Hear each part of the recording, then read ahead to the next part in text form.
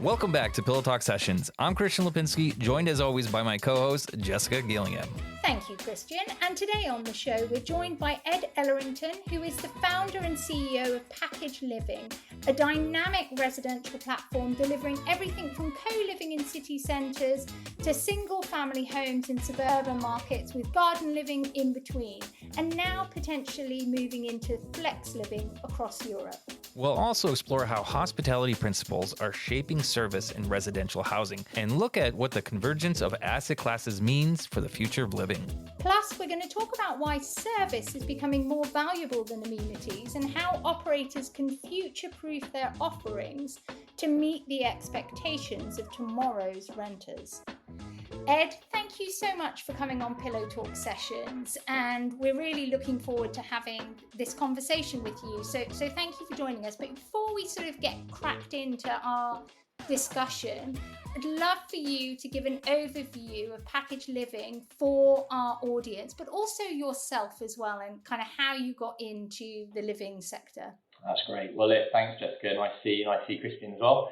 So Package Living really started now 7 years ago. My background historically was in banking, so kind of started the banking sector pre-GFC, and really kind of looking back in those days, a lot of what I was doing was focused on real estate, but residential didn't really kind of come up in those kind of conversations. It was very much commercial-driven real estate.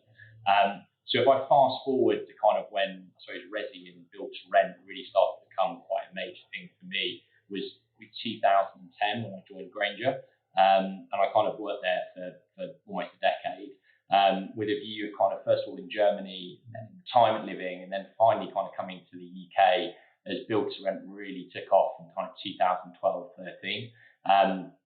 So worked for a long time there in the investment side of things, doing a lot of forward funding, and had very much seen that transition from kind of small scale developers doing small scale residential buildings to really starting to see institutional capital coming into that market. And that really kind of led to thinking around Package Living and setting the business up, which was how do we conduit that capital into a significantly growing space in the UK. And Package today has really gone from a startup, 7 years ago now, to today where we're just under 6,000 homes across the UK. We invest, develop and operate. So we take everything from kind of unconsented land, gain planning, design it, develop it, and then ultimately operate those homes for long-term institutional partners. And really the business has seen that growth. It's kind of lived with the growth of the build to rent sector. And I know we're going to talk a lot more today about how that kind of sector's changed, but Package really has kind of grown up as those changes have happened in the UK. And you have, Ed, you have different asset classes, don't you? So you have what you call your garden living, you've got the urban multifamily, and then the single family home as well. Do you want to just sort of give us a little bit more background about that diversity that you have?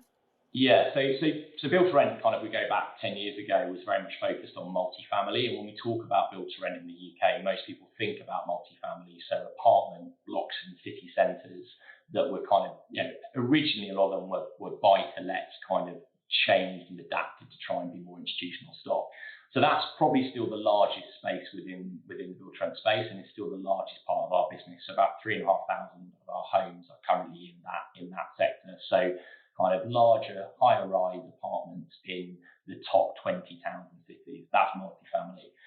Over time, we as a business and the sector have slightly kind of grown out from that. So the second part of what we then started doing was single family housing. And that's now become a pretty major growth space in the UK BTR space. So we currently have around about 1,500 homes that we've developed and are operating. And they are traditional houses in suburban locations on the edge of towns and cities where people buy houses off the house builders. We currently bulk buy those houses off the house builders. And then in between the two parts of the sector, which we've really seen kind of grow, is one is co-living. So that's kind of, for us, that's studio apartments in city centres. And for us, the differentiator between multifamily and co-living is that we believe co-living really only works in the kind of the top international cities. So for us in the UK, we're only doing that in London. We can see that growth of that kind of market into Madrid, Paris, and New York, Tokyo. We don't necessarily see that growing as a major space into other UK cities. And then the other kind of part where we're seeing real growth at the moment as a business is what we're kind of calling the missing middle between these kind of high-rise apartment buildings in city centres and multifamily and co-living, and the more suburban houses where families, generally with younger children, are living.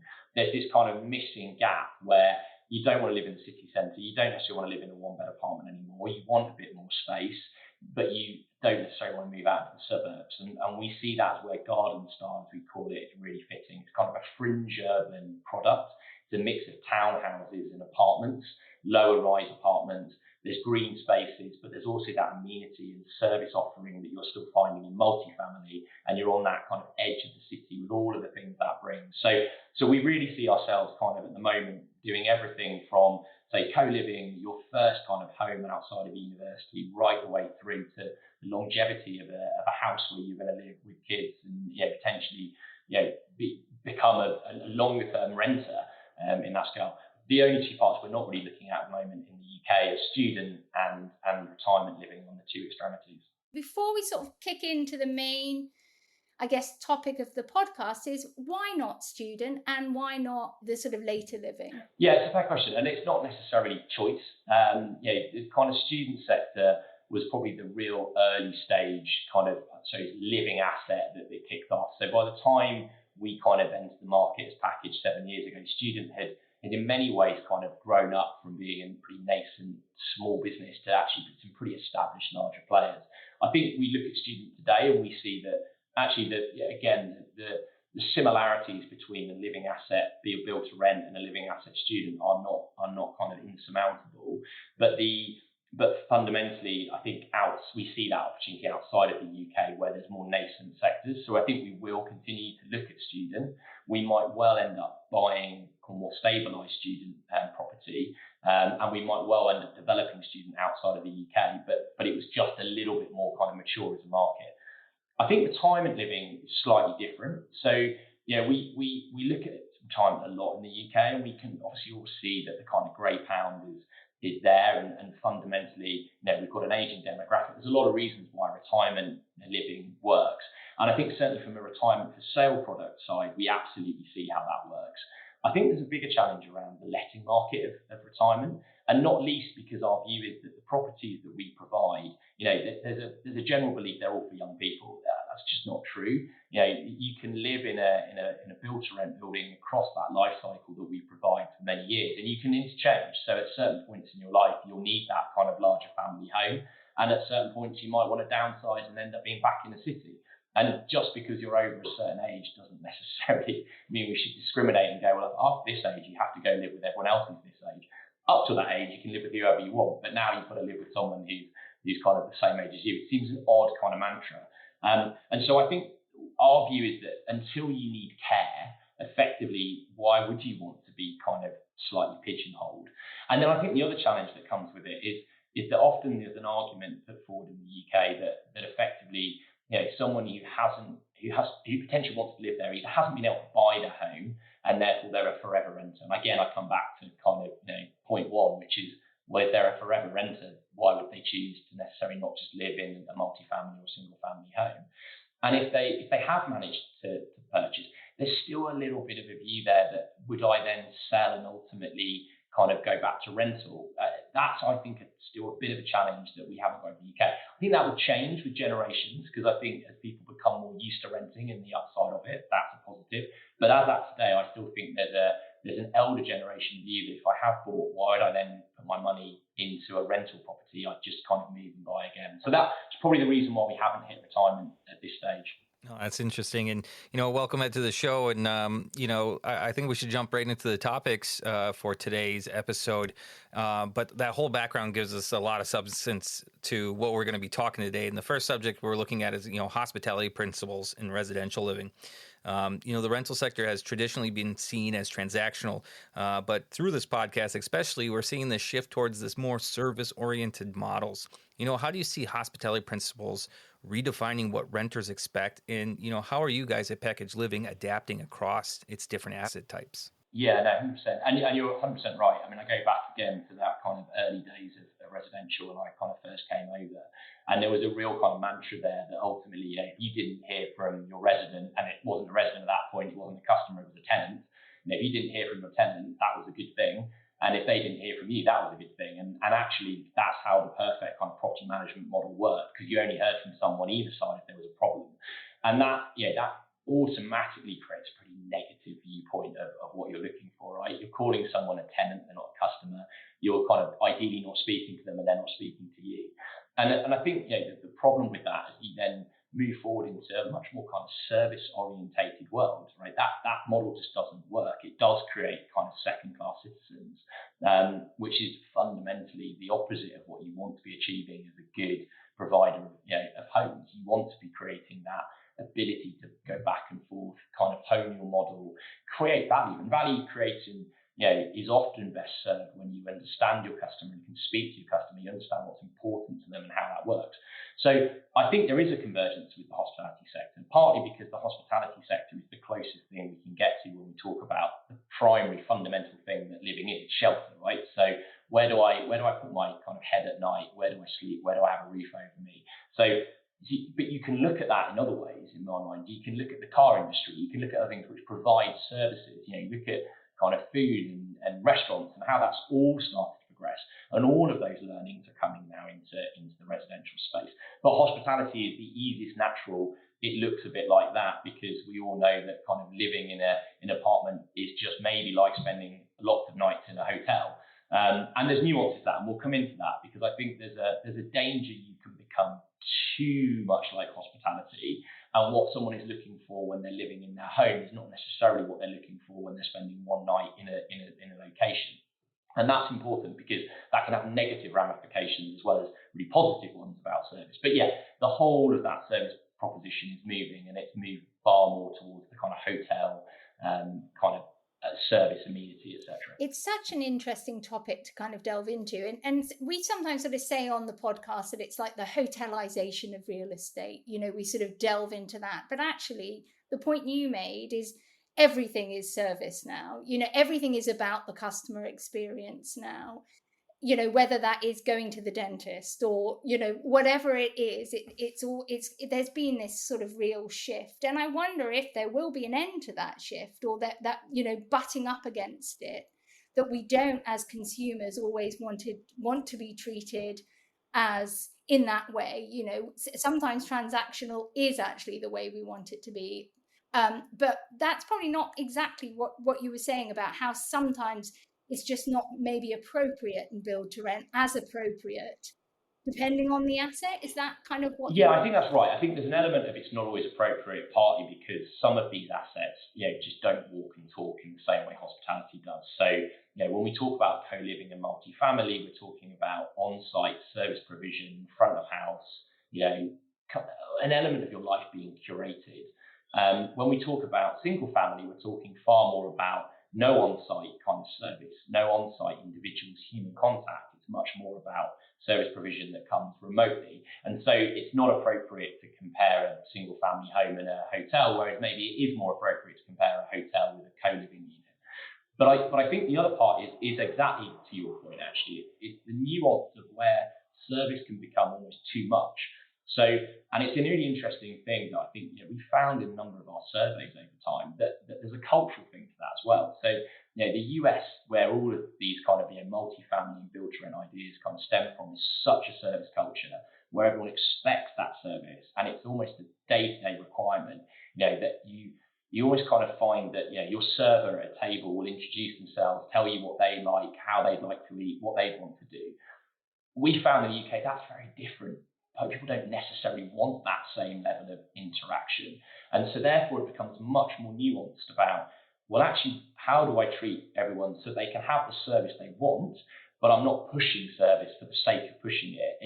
It's more personalised, it's more understood, there's a bit more discretion to it.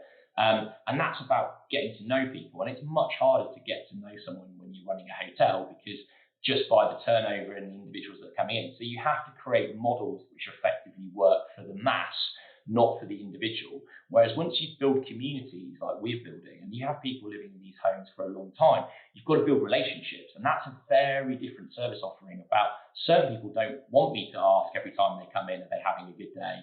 Some people don't want to know that, I've brought someone home that wasn't there yesterday and make a point of it. It's very different. And that's so often with rental home. It's about the teams that you have there and the people that you put in there, rather than just going, these are the very kind of strict lines that we run, which is more hospitality. This is how we do it, and it works for most people, so let's run it that way. There isn't necessarily a most people when it comes to how you live your life, and that's very different in rental homes. I guess it's meeting residents where they're at as well, isn't it? And how do you do that at scale? So you talked about, building relationships. Relationships, not always, but can typically be one-to-one.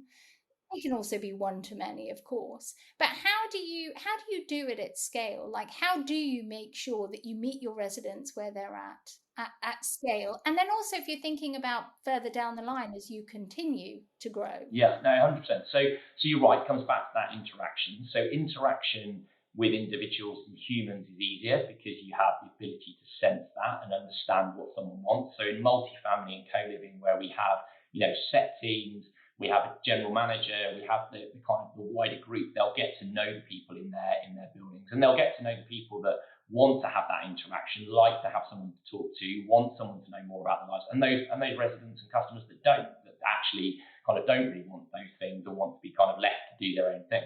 So it's easier to understand that in that scenario, meet your customer and understand where they're at in their life, what they want and how they want to be treated.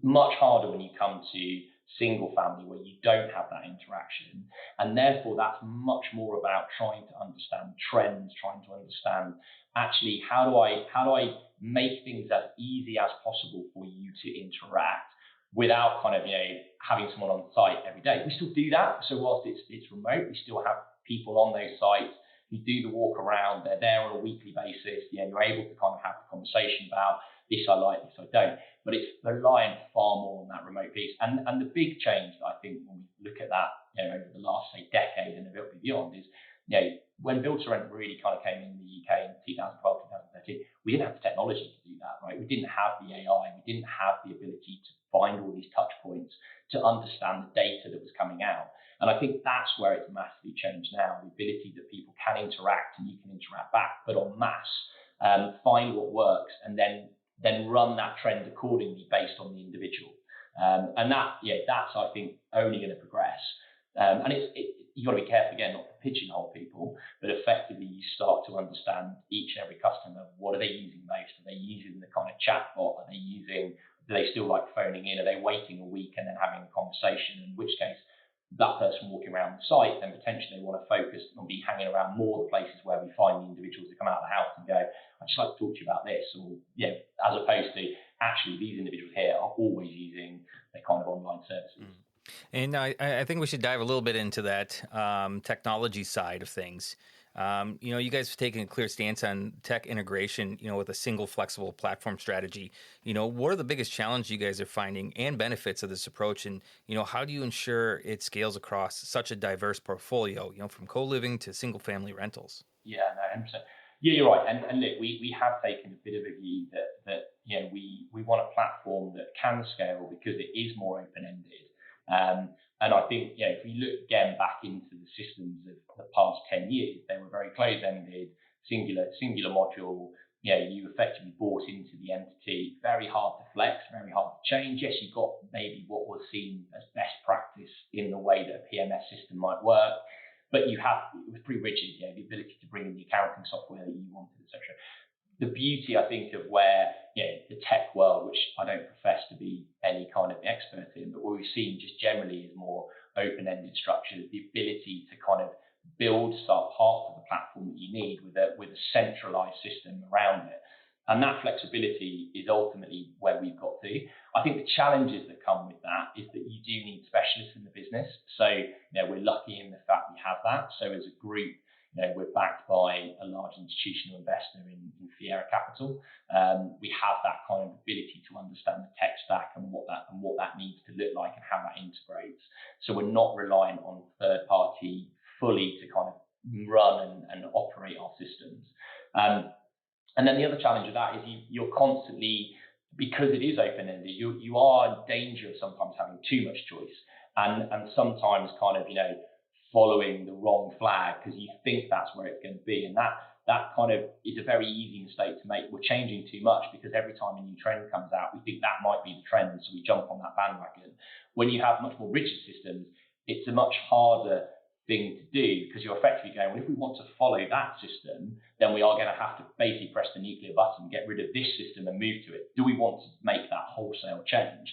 And that's, if you don't have to make a wholesale change, it's much easier just to end up becoming a bit of, kind of tweaking this and tweaking that. And that you've got to be careful with that. So that's the challenge with it. But generally as a system, we think, having that ability to scale and bring in different formats and different elements of PMSs to put into one system is a better route. Such an interesting point that, if you can't change, you're much more considered about what change you might make. But if all the candy in the candy store is free to you, you're going to just kind of take the bits, even if it's not necessarily good for you. But when it comes to your own tech stack, how are you sort of evaluating and measuring what you already have, what you might need, what you kind of maybe bought into, but then decided, no, that actually isn't, we're not using it in the way that we need to or thought we might. Like, how are you kind of measuring and evaluating? So we're quite early in our process in the sense that effectively we started operating realistically 3-4 years ago.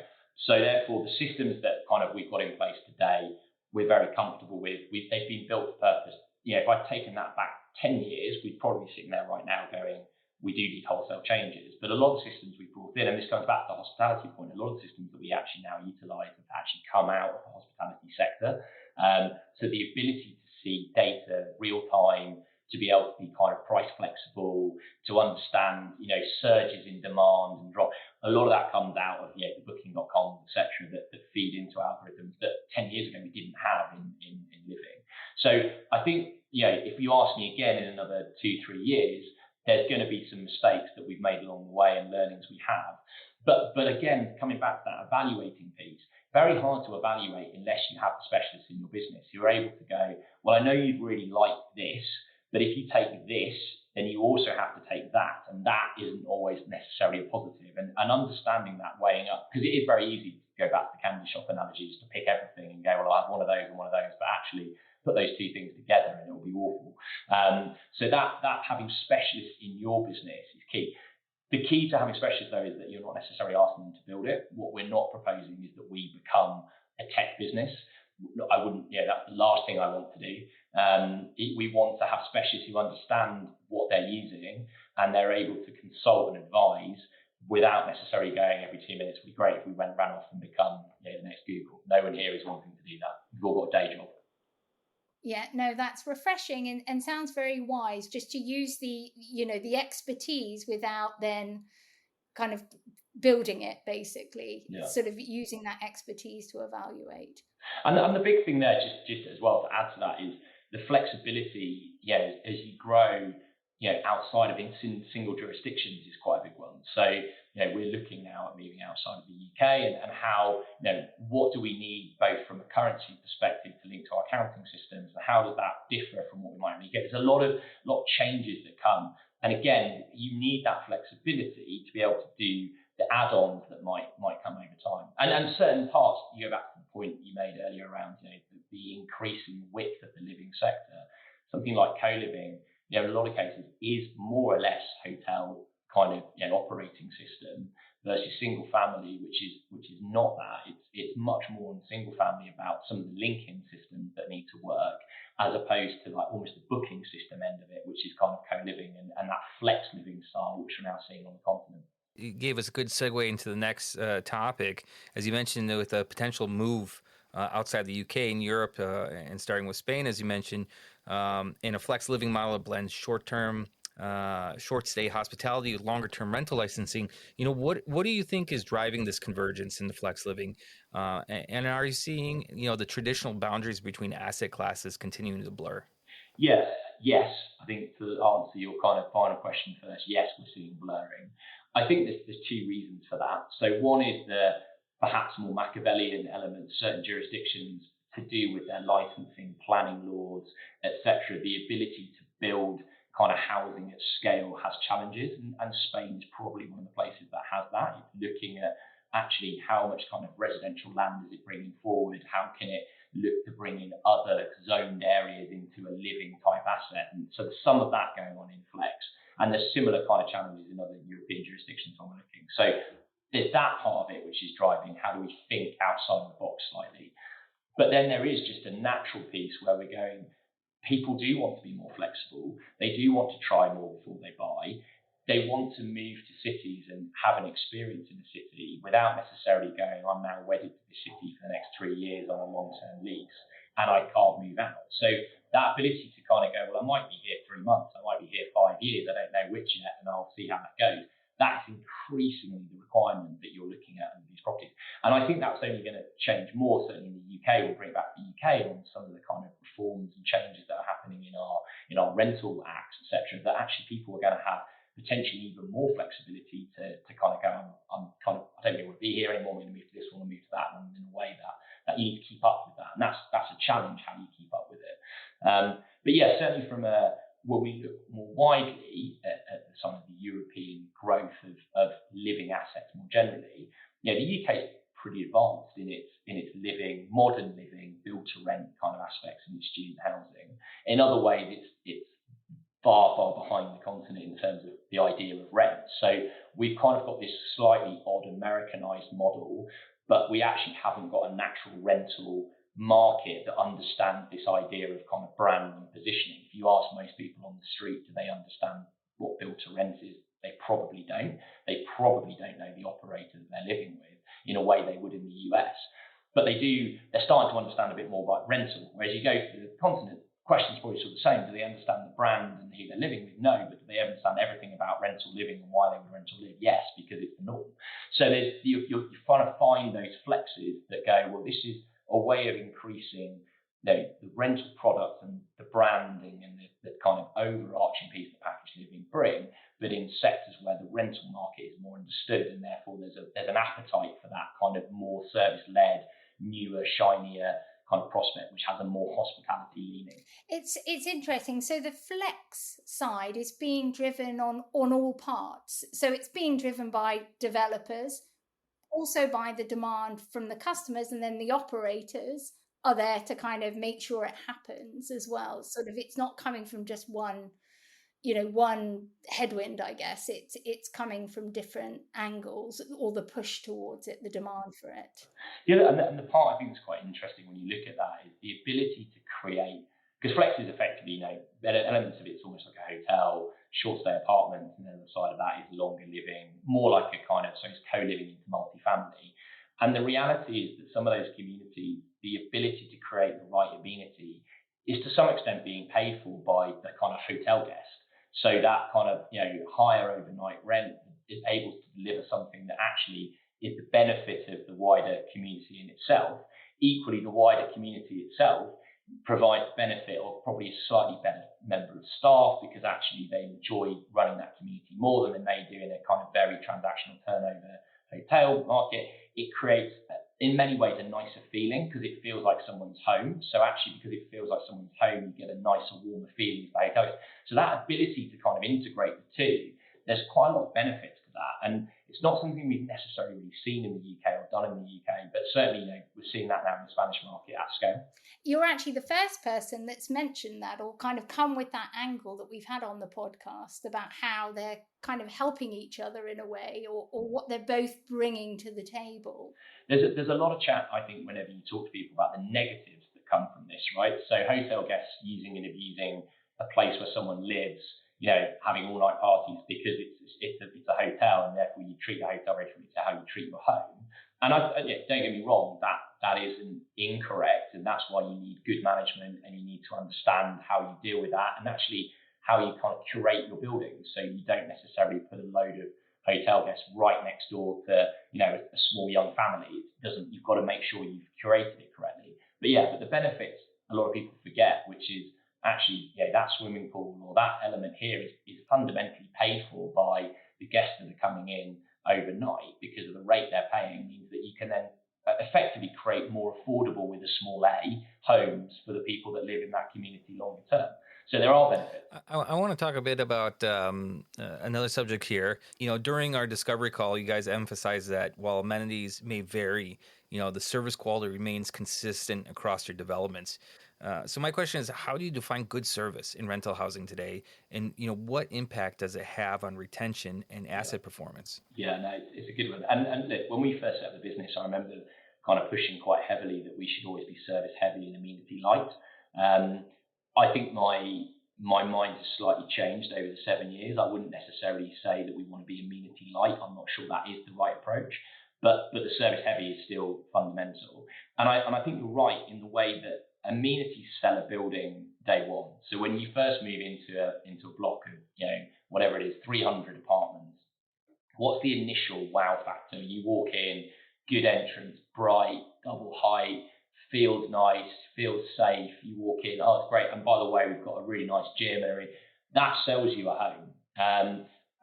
But what actually retains you in that home is then, if anything breaks, how quickly do people respond? How well is it managed? When I have challenges, can I get a hold of someone? Does someone actually care that, last night I couldn't get into my room, and whatever, those kind of things, right? That's important. So you can never lose the service heavily. And actually get service right, it's the most powerful thing in any building. And that doesn't necessarily mean that you get everything right first time, right? We've all experienced that, where you've had a problem, you get good customer service, and actually you end up kind of recommending it because the customer service was so good, even though the problem potentially was still the fault in the first place. You can't go beyond that. And so we can't guarantee that things won't break, things won't go wrong in these buildings, but it's how you act quickly, responsibly after that. And communication, right? The biggest piece of all of this is always communication. Things can't necessarily be mended instantly, but the communication of what is being done, how's it being done, when will it be resolved, what do I have to do while it's being resolved? Those are the really important bits. And that's hard to find in the UK, certainly at the moment, people who've done that in many other areas than hospitality, because hospitality is the natural piece that you pick up from. So, how do you continue to do that? Part of this is about finding and retaining the right people and building a better operational kind of team, staff, because we don't really have it. And that comes down to not only us as a business, but as a wider industry. How do we incentivize operational staff? How do we find career paths for people that don't go, well, one day I'm on reception, concierge, and the next day I'm trying to run the building, and I just happen to be here long enough that's happened. How do we create those benchmarks? We've got all of that in investment and development. Operations has always been the bit that's needed to catch up. And it's also always been seen, for the things actually the most important part of a business that takes a long-term view, such as we do, the most important part to get right. Because if you don't get that right, the whole business fails, because ultimately everyone can look at that part and go, you're not very good at that. If you're not very good at that, then you're probably not very good at building it. If you're not very good at building it, then have you bought the right thing? It all very quickly can collapse. So, it's the easiest bit to get wrong. It's the easiest bit to kind of scrimp on and try and save on. And it's often, in the hardest way, it's often the lowest paid people that are doing that work, but it's the most important part of the business. And how do you know when you're getting it right? And do you feel at Package that you are getting it right for the most part? Or is there more for you to learn? There's always more. Do we feel we're getting it more right than we're getting it wrong? Yes. Do I still kind of see things and say, we've got that wrong, and then how are we going to very quickly fix it? Yes. So I think, and the easiest way you still see that is feedback, and not false feedback. The problem with feedback is generally you only really hear when something's either been incredibly good or it's generally just not quite good enough. You miss the kind of middle percentiles where it's been okay, or it's been better than average, or it's been kind of reasonably good. No one ever really rings you to say it's been reasonably good, this. So you've got to be careful how much you see that. But a lot of it is still coming out of things like, home views, that are really powerful tools, right? That, again, going back 10 years ago, how did you kind of show your displeasure or your satisfaction when you lived in a rental property? You didn't. There wasn't a way to do it. By having kind of TripAdvisor-esque products now, there's something genuine there. And yes, you'll still get the two extremities, but you can start to see general trends appear. And what I also find, again, coming back to people, is that you'll find generally people get named in those kind of things, right? So if you're the best general manager, the theme that you'll continue to see is that person almost named as in they've been great, they're such a good person. And that's how you then need to kind of hang on to them and go, okay, well, how do we take them and realize, how do we create more of that? What is it that they're doing right? What is it that feedback leads? But yeah, it's all about communication. And the more tools you can have to communicate, the better. And then it's about, what do you do with it when it comes in? How do you stem that down? What does it change? What does it change? And that's often the bit businesses, I think, get wrong. They get all the data, they get all the communication, and they go, that's great, got all of that. And now I have no idea what I'm doing with it, and I'm not actually going to use any of it, but it's really good to have it. And yeah, collection versus usage are often the things that I think operators get wrong. Yeah, I guess it is the hardest thing, though, isn't it? Is to take action, unless it's like an immediate crisis that's happening or an immediate challenge to kind of take that action. Just reflecting on something you said, that, often in the reviews, if it's a really good person, that person will be named the general manager. And actually, that is very frequently what happens in hospitality as well. They call out a really good concierge or a really good reception person, is often the way as well. I think the challenge with that, and it's the challenge in any industry, right, is that you often take someone who's very good at their role, and because they're really good at their role, you promote them, because that's naturally what you do. And then you end up with someone who was very good at in a certain role, who's now in a very senior position, which has nothing to do with the role anymore, and they're now managing other people, which they're maybe not so good at. And so that's my point around creating a breadth in the operational sector, where you can be, you're incentivized as much to stay in certain kind of customer-facing roles and process and how you do that, as you are about becoming the head of asset management, which actually maybe has far less to do with the people and far more to do again with the building. And so it's trying to make sure that you keep the right people in the right jobs in the right place, but they're not feeling they've got stuck and they're not being incentivized and appreciated in that role. And that's hard, because until you have a wider understanding of the space, and it needs lots of operators to kind of act and work in the same way, it's hard to do that in a kind of vacuum. And it's also hard to do until you get scale, because if you've only got a few hundred homes, actually, how do you create all of those roles and kind of plans and incentives? And that all takes time to get to a scale where you can look across the platform and go, well, actually, we do have X hundred staff, and therefore we can create kind of unique HR plans for people that put you in certain areas. That it does take time. And whilst I think build-to-rent as a whole in the UK now is starting to get into that kind of scale, it's only really started to hit that kind of scale in the last few years. Yeah, I think that's also a point that's across many sectors and industries that you're saying there. Yeah, yeah, completely. Yeah, good at your job doesn't necessarily mean good as a manager. And that's, there's nothing new in that. I think we should move on to our final topic of today. And as you mentioned, how things have changed in the last decade. Let's look ahead 5 years from now. Let's just start with that. For operators, what do you think, or what do you believe will define the most successful rental operators? And, what investments do you think the industry should be making now, today, to stay relevant for the next generation of renters? Yeah, it's interesting. I mean, so there's the easier answer, which I guess is, the ability to try and remain as flexible in the buildings that we create, right? So that's one thing we're always looking at, longevity of our buildings. So are we putting fixed things in there that are going to be very hard to kind of, reverse out in 5 years? Are we putting in fixed DVD players that no one's going to use in 20 years' time, and then we've got to rip them all out? Are our heating systems the right heating systems? And that's hard because there's a lot of pressure at the moment on things like air source heat pumps. And are the air source heat pumps we're choosing today the air source heat pumps that are going to be still viable in 10, 15 years' time? So there's always that challenge. And that, again, comes down to an element of judgment and hard to do. Then there's the actual things that I think you have more control over. And that probably comes to repeating my previous kind of answer a little bit, which is investing in the right people and incentivizing them. Because I think the difference between those who continue to grow and continue to kind of, prove their worth in this space will be those who have the best people, the best systems, and they come aligned. To do that, you have to scale. And that's the biggest challenge is, to try and scale and put those things in place at the same time is difficult. But I think if you're trying in the hotel space, going back to that hospitality, you can kind of do both, right? You can be really niche and really high end and create kind of people that want to work in that kind of part of the world. They want to be in that kind of product and that kind of asset. You can also then go the other end and you can go kind of bulk and you can go cheap. And there's different types. Problem in build to rent at the moment is that we haven't necessarily distinguished those kind of, we may have got now starting to be asset classes. So there's multifamily, single family, non-style.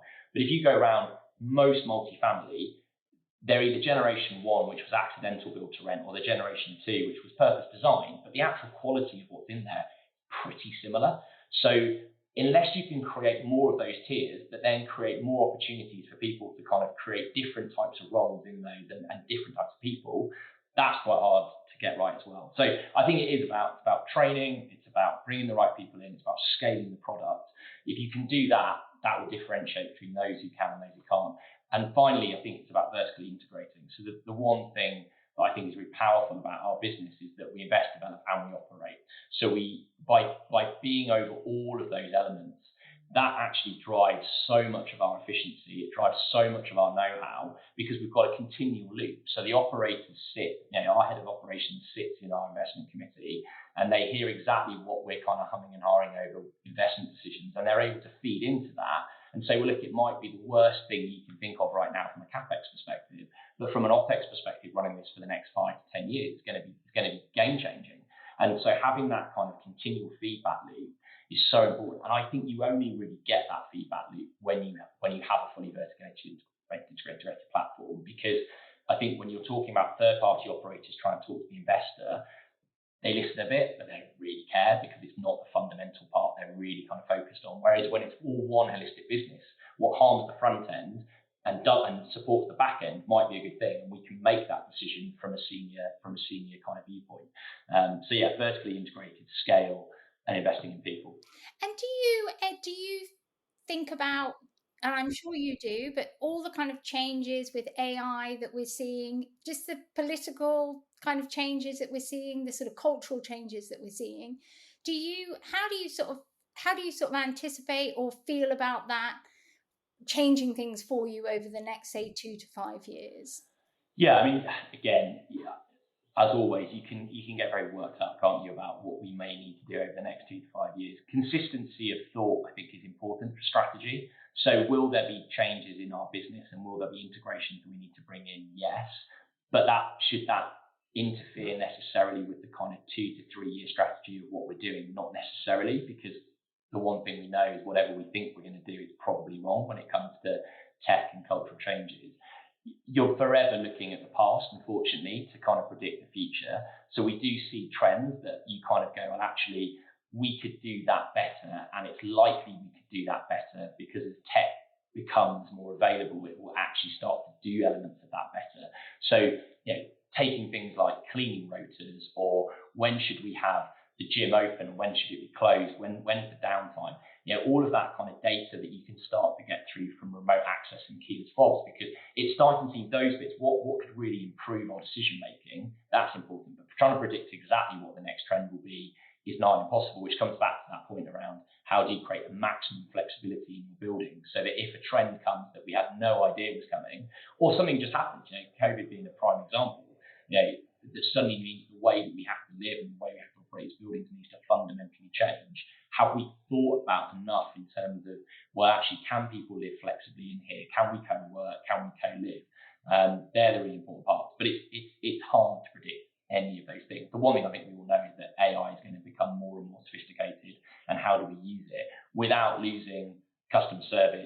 people touch, understanding what people want to talk to other people about.